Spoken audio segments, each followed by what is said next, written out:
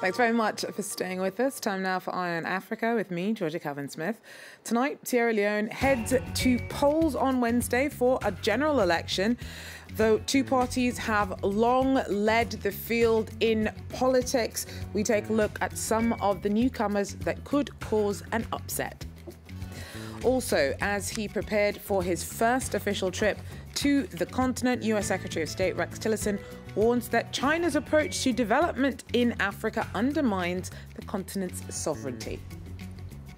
And we head to Kenya for a closer look at a string of mock trials to help train Somali judges better tackle terror trials should they be faced with cases involving Shabaab extremists. But first, Sierra Leone goes to the polls on Wednesday to choose new MPs, mayors, councillors and a president. 16 candidates are running for the top job, and though two parties have long dominated politics, dynamics this time around have been upset by new faces who could come into play as kingmakers. Our correspondents report.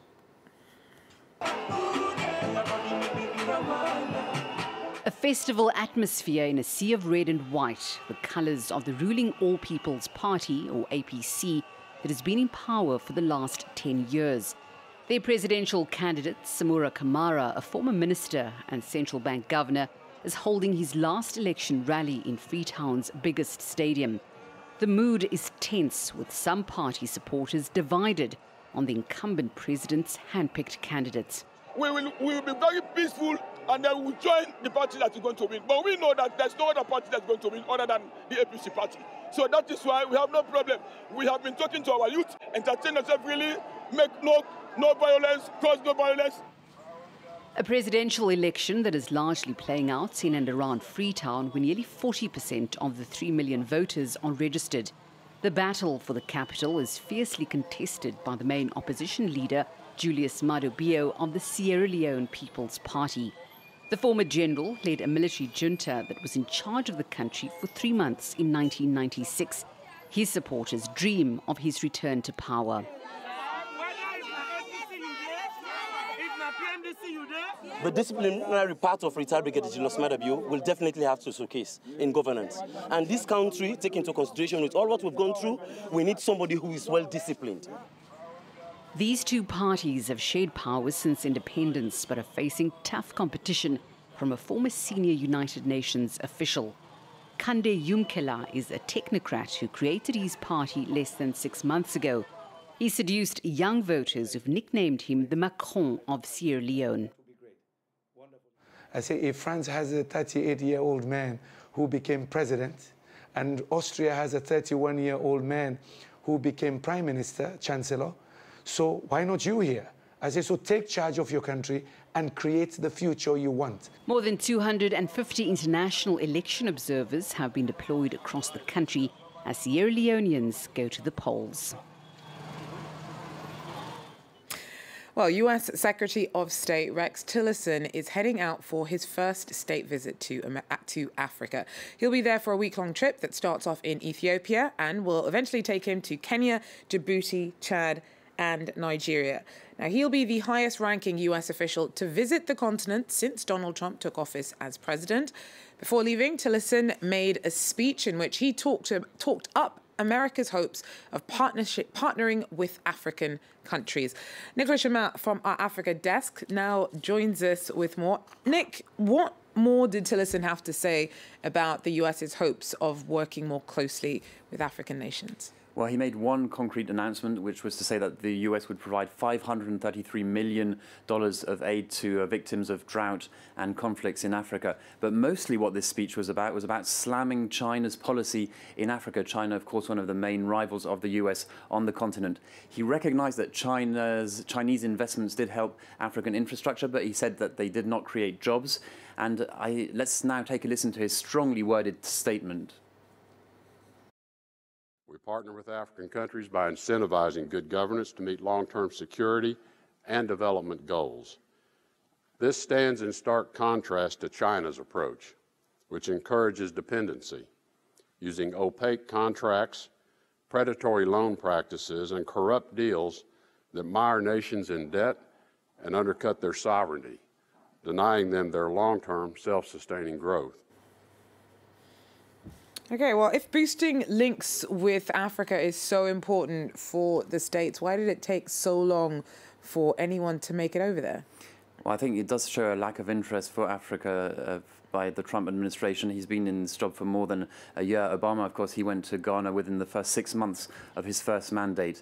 The official aim of this tour is to talk about economic and security issues, but many people think there might also be some apologies, because you remember those infamous comments that Donald Trump made in January, where he allegedly said that African nations were, I quote, shithole countries. He then said that he hadn't used those exact words, but many people expect that Tillerson will be making some apologies during this tour. He'll be visiting 3 of the biggest economies on the continent, Nigeria, Kenya and Ethiopia. He'll also be going to Djibouti, because that's where the biggest US military base is in Africa. He'll also be going to Chad, and that's interesting because Chadians are no longer allowed to go to the US since Donald Trump arrived. They're on the travel ban list. So Chad is, of course, a partner of the US in the fight against jihadists in the Sahel region, but there might also be some talk about the travel ban, I guess, with the Chadian counterparts. But basically, this lack of interest I was talking about from the Trump administration for Africa, 2 elements sum it up. First of all, Trump has yet to name assistant secretary for Africa, and he has yet to name 8 ambassadors in African countries, especially in major African countries such as South Africa, the Democratic Republic of Congo, and Somalia. Great. Well, thanks very much, Nicholas Germain, there for us on Rex Tillerson's trip to Africa, the first to be made from the Trump administration since Trump took office. Well, 6 clergymen have been arrested in Rwanda for allegedly planning on resisting a government order to shut down over 700 churches. They're being closed down for failing to comply with building and noise pollution regulations. The detained preachers are accused of holding meetings at which they discussed defying the closures, which came into effect on Thursday. And Kenya's become the latest African country to ban the import and sale of some South African meat products in the wake of an outbreak of listeria that's killed at least 180 people. Mozambique, Namibia, Botswana, Zambia, Malawi, Swaziland and Zimbabwe have also blocked the import of the products, including those made by the Enterprise factory owned by Tiger Brands, which was pinpointed as the source of the outbreak, and others made by Rainbow Chicken. It's the world's worst ever outbreak of the disease. The scares hit the livelihoods of small eateries in South Africa hard. I'm scared for the kids more than anything. I'm scared of giving it to them, because I heard that it's been around for a while, so when I saw it on TV, I realized even more that it's dangerous. I'll eat it, it's all the same to me. First they warned us against certain fruit, so the issue with these Russians and Polonies doesn't worry me. What happens will happen. I haven't witnessed any illnesses, so I don't believe it. Either you choose to put your life at risk or you go for a safer option and a healthier option. So hence why I thought to myself, better to be safe than sorry. Well, in Kenya this week, the push for justice in neighbouring Somalia is underway. A mock trial began in Nairobi to facilitate the training of Somali judges and lawyers in peaceful conditions alongside their Kenyan counterparts. For 3 days, they'll hear a terrorism case, the details of which are a grim reality in Somalia's capital, Mogadishu, which has been hit hard by recurring terror attacks. Our correspondents report. The highest-ranking Somali justice officials got together for this photo. They'll spend 3 days at Kenya's Supreme Court in Nairobi, where lawyers and judges came together in a secure environment to be trained in how to handle terrorism cases. So we are focusing now to develop judiciary, our judicial capacity, our judicial institutions, come in here with our judges so that they can exercise the proceedings. Since the attack on the court in Mogadishu in 2013, which killed 30 people, the Somali justice system hasn't heard terrorism cases. Instead, they're delegated to a military court.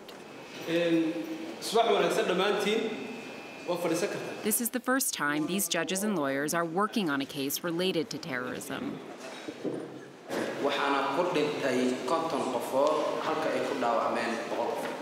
The suspects today are actors, but case details are very real to most Somalis.